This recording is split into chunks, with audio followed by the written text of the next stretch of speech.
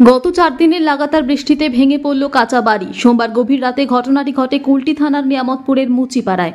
আসানসোল নগর নিগমের 61 নম্বর ওয়ার্ডের অধীন এই এলাকাটিতে মূলত দরিদ্র প্রান্তিক শ্রেণীর মানুষেরই বসবাস।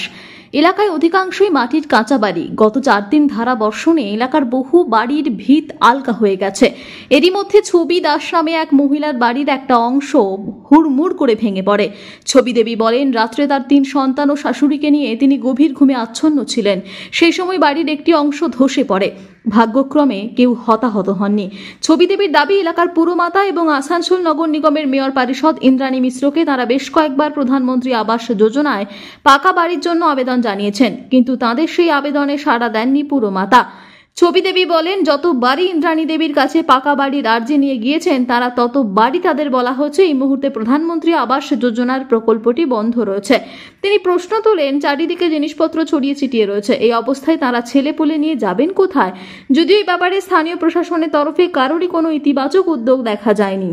একটা রাতে ভেঙেছে দুইটা বাড়িতে, আর আমরা সবাই ঘুমাইছিলাম। এই ঘরটা থেকে আমরা করলাম, বেরিয়ে স্যার, আমাদের ঘরটা ভেঙে গেল। আমরা তো এতবার লিখে দিলাম, আমাদের কথা তো কেউ শুনছেই না। আমরা এতই করছি যে স্যার আমাদের বাড়ি নাই, আমাদের বাড়ি নাই, বাড়ি বানিয়ে দাও, কিন্তু কেউ শুনছেই না কথাটা আমাদের। এখন রাতে যে আমরা ছিলাম, এখানে ঘুমাইছিলাম, আমার 3টে ছেলে ছিল, আমার শাশুড়ি ছিল, আমি ছিলাম, ঘরটাতে ঘুমাইছিলাম। 1 বাজে রাতে ঘরটা দেখছে তো অধ করে করছে, এখানে করছে। আর তখন আমরা উঠে সবাই এখান থেকে কি করলাম, সবাই উঠে আইলাম, বলে বাঁচলাম, না হলে গোটা ঘরটা যেমন দেবেছিল যে আমরা ঘরে ইটাতে ইতি হয়ে যেতাম, দাবান যেতাম এই ঘরের ভিতরে। আমাদের কেউ তো শুনবার পারা কেউ না এই দুনিয়াতে, গরিবের তো কেউ আছেই না দুনিয়াতে। আমরা যখন মরে যেতাম তখন কথা শুনতে হয়তো সব গেল একদম, যে ঘরে দেবিয়ে হয়ে গেছে এত জানা। ঘর লিখে দিয়েছে, একবারও হয়নি না? আমরা অনেকবার লিখে দিয়েছি। আর বলছে এখন বাড়ি হয়েছে না, হবে তখন বলবে, এখন নতুন করে হয়েছে না। তো নতুন করে হয়েছে তো গরিব গেলা কমসে কম নতুন করে হবার তো জরুরি আছে। আসানসোল থেকে সৌম্য গাঙ্গুলির রিপোর্ট, টিভি নিউজ 10।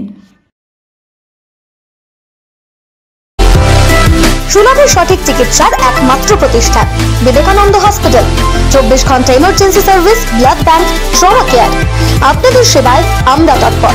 গুণমান ও পরিষেবায় দুর্গাপুর বিধাননগরের ডক্টর জাকির হোসেন এভিনিউর বিবেকানন্দ হসপিটাল শিল্পাঞ্চলের মানুষের মন জয় করেছে।